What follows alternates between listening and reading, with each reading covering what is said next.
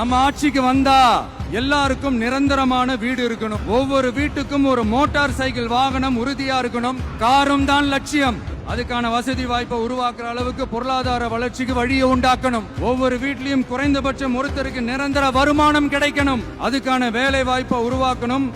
அதுக்கு தகுந்த மாதிரி கல்வியில பாடத்திட்டத்துல சீர்திருத்தம் செய்யணும். எல்லாத்தையும் விட ரொம்ப ரொம்ப முக்கியம், சட்டம் ஒழுங்க ரொம்ப ஸ்ட்ரிக்டா வச்சிருக்கணும். நம்மளுடைய அம்மா, அக்கா, தங்கச்சிகள், அவங்களுடைய பிள்ளைகள், குழந்தைகள் எல்லாருக்கும் பாதுகாப்பை, அதுவும் உண்மையான ஸ்ட்ராங்கான பவர்ஃபுல்லான பாதுகாப்பை உண்டாக்கணும். வேற ஏதாவது கேளுங்க. வேற ஏதாவது என்கிட்ட என்ன கேட்கணுமோ அதுதான் கேட்கணும். நீங்க என்கிட்ட இங்க கட்சிக்கு வந்து என்கிட்ட தான் கேட்கணும். நீங்க என்னை கேட்கணும். என்னை பத்தி அவர்கிட்ட கேட்பீல.